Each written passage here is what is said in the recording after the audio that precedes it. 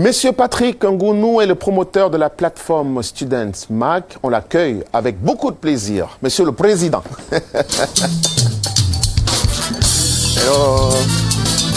Hello. Ça va et toi-même? Hey.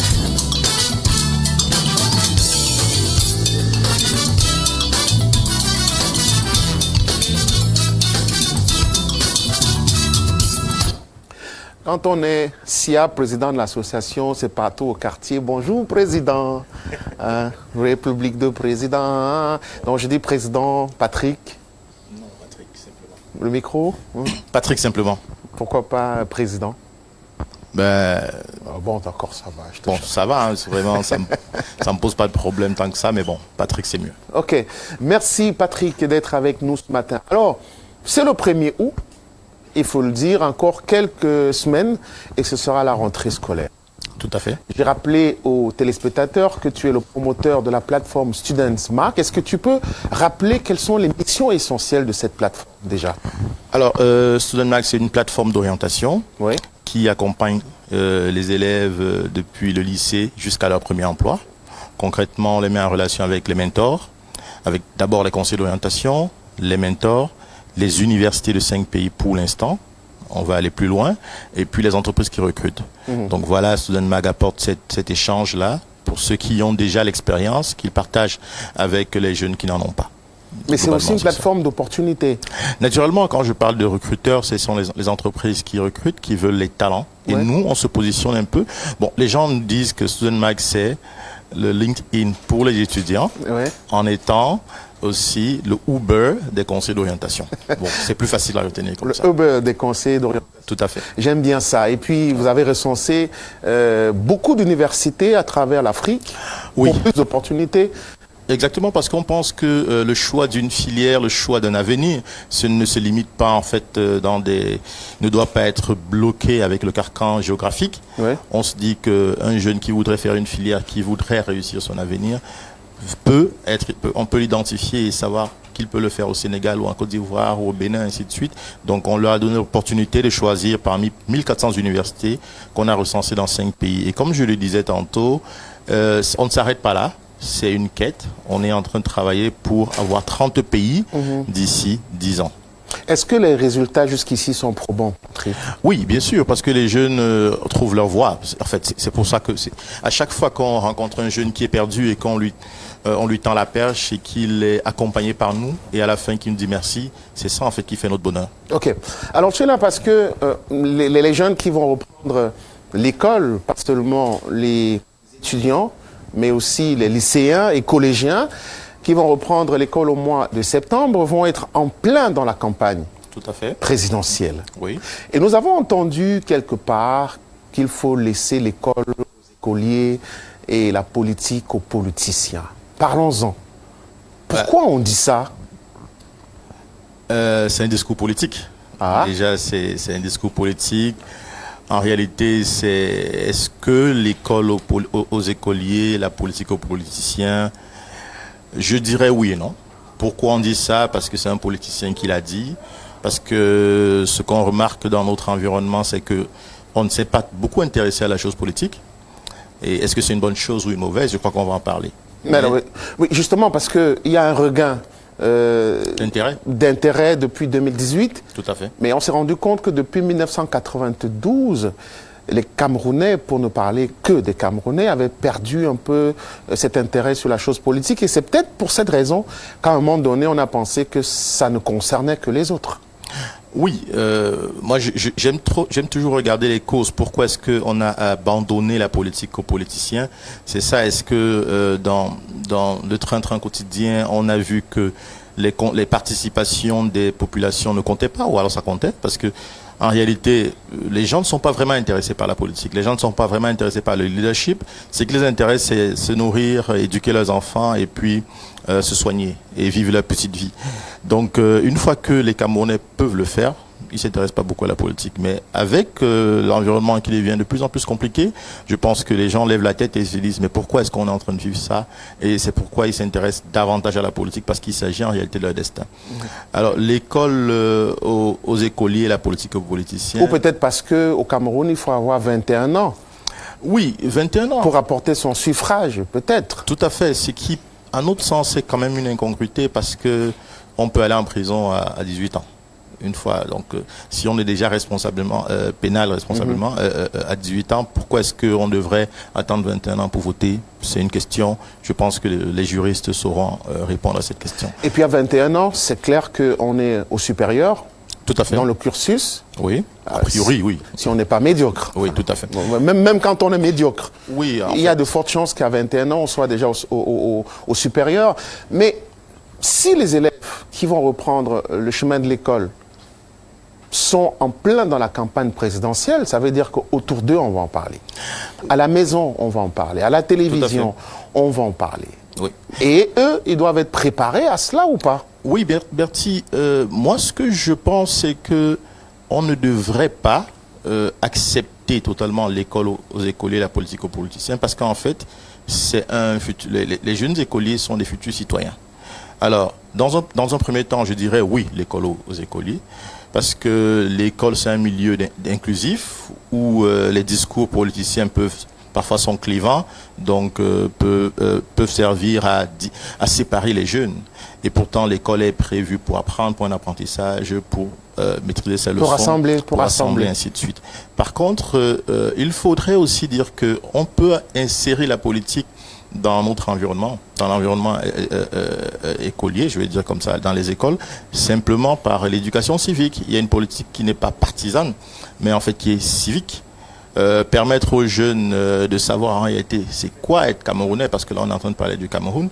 Est-ce qu'ils ont la connaissance de la constitution de leur pays? Est-ce qu'ils savent c'est quoi être Camerounais? Je pense qu'on devrait le dire un peu plus tôt. Mais ça existe ça. Un peu plus, oui, mais on ne parle pas des textes comme la Constitution, on n'en parle pas. Ouais.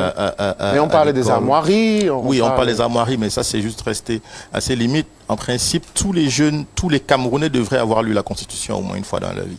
Est-ce que ça se fait et à quel niveau ça se fait? On ne sait pas. Mais alors, quand on dit l'école aux écoliers, est-ce que finalement les écoliers là ne font pas de la politique? Parce que pour élire un président de la coopération, de la coopérative, qu'est-ce qu'on fait? Justement, c'est justement cet entrain-là qu'on leur offre à l'école. Les présidents de la coopérative, il y a des élections qui sont supposées être démocratiques, donc ils participent déjà à un suffrage pendant qu'ils sont à l'école. Même seulement le chef de classe? Même le chef de classe et les sanctions et autres, on sait exactement comment ça se passe. Donc en réalité, les jeunes font déjà de la politique. Maintenant, c'est une politique qui est saine, et moi je pense qu'on devrait plutôt les encourager à participer à la politique, parce que demain, dès qu'ils sont à l'université, ils entrent en plein dans la vie politique, et on ne devrait pas fermer la voie politique aux jeunes. On devrait plutôt les inciter et leur dire en fait ce que c'est que la politique de manière concrète, quitte à ne pas les envoyer au très profond. Ouais. Alors, mais quel est le rôle des inspecteurs pédagogiques face à cela, le rôle des proviseurs, je ne sais pas moi, des responsables d'établissement, qui de temps en temps voient des associations, des clubs naître au sein de l'établissement? On a tous connu des clubs journal, le club journal, le club ceci, le club cela, et qui procèdent par vote. Tout à fait. Ça veut dire qu'à la base, il y a de la politique qui est faite. Est-ce que ce n'est pas aujourd'hui l'occasion de déconstruire l'idée selon laquelle, quand on est au lycée par exemple, on ne doit pas faire de la politique? On devrait peut-être interpeller tous les politiciens qui discutent et qui échangent sur les sujets politiques dans les milieux publics, qu'ils doivent tenir compte de l'enseignement qu'il y a derrière par rapport à nos jeunes qui sont à l'école. Oui, Bertie, tu parles déjà de c'est quoi le rôle des enseignants, des proviseurs et des inspecteurs. Alors, si on a une coopérative, ça sous-entend qu'il y a un jeu démocratique, il y a un jeu politique qui se passe déjà à l'école. Donc, dans les campus, effectivement, il y a la politique.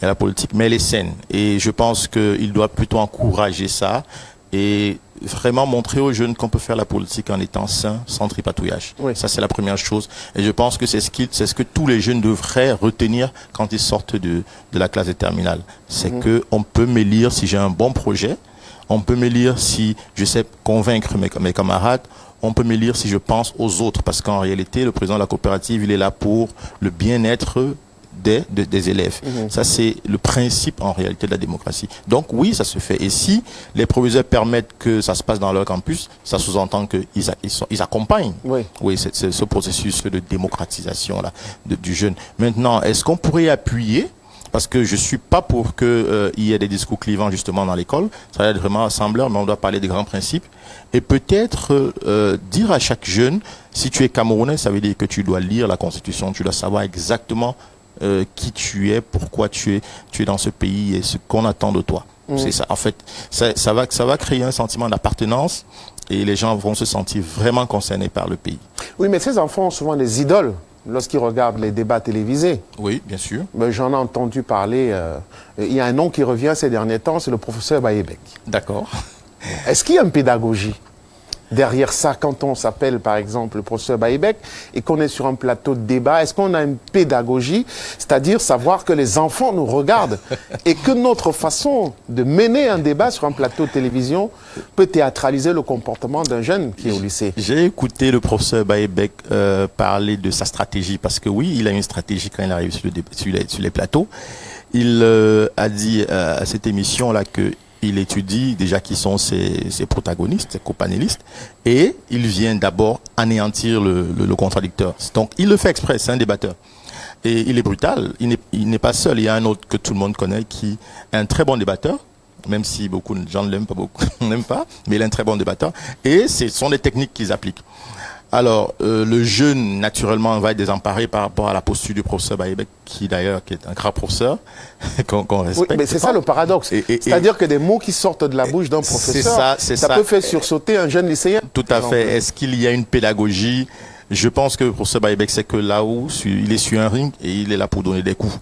Et le jeune prendra le temps de comprendre que tout n'est pas rose dans la vie courante. Mais qui va expliquer aux jeunes à la maison que c'est non, la vie va l'enseigner, comme on dit. C'est-à-dire que on grandit et déjà à l'université, quand il va faire face aux différentes campagnes, il va comprendre que ce n'est pas un jeu. Maintenant qu'il y a un regain d'intérêt autour de la politique, il faut peut-être qu'à l'initiative des échéances à venir, que nos débatteurs se disent que notre combat aujourd'hui, c'est déconstruire l'idée selon laquelle les écoliers peuvent être intéressés par la politique, enfin de déconstruire l'idée selon laquelle la politique aux politiciens, l'école aux écoliers, et que parce que ces écoliers sont les Camerounais de demain et qui doivent avoir des éléments de base pour pouvoir affronter l'avenir dans un monde politique, parce que politiser, même si c'est de manière absurde, mais que dans les débats à venir, que ces papas se disent qu'ils sont les héros de ces enfants et que demain ces enfants peuvent faire comme eux, parce qu'ils se disent que c'est comme ça qu'on fait et que ça peut créer même des problèmes au sein de la coopérative à l'occasion de l'élection du président. Si on veut élire le président du club journal, ils vont sans aucun doute dans les débats s'inspirer de ce que font ces débatteurs. Et ça, c'est quelque chose qu'il faut peut-être mettre sur la table dès aujourd'hui. Je crois que c'est un processus qui est en cours. Déjà, l'adoption des réseaux sociaux dans notre société, elle est récente. Et puis, je vois beaucoup de candidats qui ont basé leur stratégie de campagne sur le digital. Il y a beaucoup de lives qui se font sur TikTok. Et on sait bien que TikTok, c'est la plateforme des jeunes. Qui dit jeunes, je parle là des jeunes écoliers de 16, 17 en montant. Ça veut dire que, et parfois il y a des lives de 40 000 personnes, de 50 000 personnes. Ça sous-entend que les jeunes comprennent. Maintenant, c'est un apprentissage. Tout n'est pas parfait, mais les choses vont aller de mieux en mieux. On a une mixtape du prof. Oui, je pense qu'il n'y a pas que le prof. Hein. Le prof est peut-être une des idoles. Oui, enfin justement, c'est pour ça je dis que il est rentré dans le cœur de ces enfants-là, mais est-ce que c'est avec beaucoup de pédagogie? Les jeunes, non, le prof, peut-être il a cet art. C'est son modèle. Il y a d'autres débatteurs qui sont assez courtois, qui sont pertinents, et le jeune, en fait, il va aller vers là où son instinct l'envoie. Donc, malheureusement, il y aura toujours les profs. Mais un calme sur un plateau de débat, c'est quand même rare. Pas nécessairement calme. Comme si la recette c'était non, on voit sur les plateaux des gens qui sont assez pondérés et qui débattent avec les idées.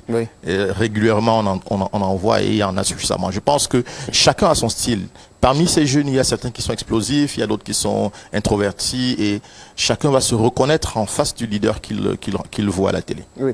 Et quel est le rôle que Studentsmart compte jouer dans cette démarche-là, concrètement? Alors, on est vraiment apolitique. On est vraiment apolitique. Et par contre, dans nos volets mentorat, on invite tout le monde. Vraiment, c'est ouvert à tout le monde, y compris les politiciens, qui peuvent venir parler de leur idéologie, qui peuvent parler aux jeunes. Mais Studentsmart ne veut pas se positionner en tant qu'un acteur politique, pour le moment. Mais on dit que si tu ne fais pas la politique va te faire. Oui, tout à fait. Je veux dire, on ouvre les portes aux mentors qui sont, parce qu'un politicien, parfois, il a d'abord une fonction, il a d'abord un métier, et il peut venir parler de son métier. Mais tout ce qui est politique, c'est clivant, on ne veut pas. D'accord, ok. Mais il y a de fortes chances que sur la plateforme Studentsmart, on puisse échanger avec le professeur Baïbek. Bien sûr. Si on est élève... On peut échanger avec l'orthopédiste. D'accord. Ouais. Donc, avec toutes ces personnalités peuvent rejoindre la plateforme. Naturellement. Voilà. Parce que nous pensons que pour construire un pays, il faut un peu de pédagogie. Et que dans les espaces publics, il faut savoir qu'on est des modèles, des références pour des enfants et que parfois, on leur inculque des choses qui ne sont pas gaies. Je suis totalement d'accord. Ouais. Et quand je vois le professeur Baïbek sur des plateaux en one-to-one... Bon, c'est pas un procès du professeur. Son nom a été évoqué parce que son nom revient tout le temps quand on échange avec les jeunes. Très pondéré, très constructif, il est méthodique.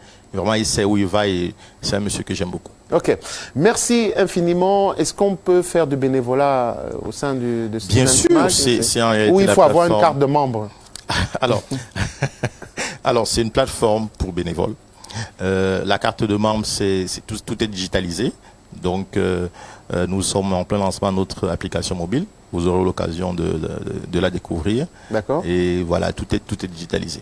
En tout cas, bientôt la rentrée scolaire, on aura besoin des expertises des conseillers. Tout à fait. De Studentsmart. C'est avec beaucoup de plaisir qu'on sera des vôtres. Ouais, parce que là, on est presque à la rentrée scolaire et on ne sait même pas. Il y a beaucoup d'enfants qui ne savent même pas où ils vont aller. Oui, surtout les bacheliers, là, les nouveaux bacheliers. Les jeunes, non seulement ils ne savent pas où ils vont aller, mais ils ne savent vraiment pas ce qu'ils doivent faire de leur vie. Ouais. C'est pourquoi le projet professionnel s'impose à chaque jeune qui veut penser sur les 10 prochaines années. Il faut savoir, il ne faut pas programmer un an. Il faut programmer les 7 à 10 prochaines années et avoir une boussole et continuer. Mais si vous ne pouvez pas le faire, vous êtes dans le downturn. Et on peut compter sur Studentsmart. Merci Patrick. Très bon week-end. Allez, il est 12h55. On a dit qu'on va être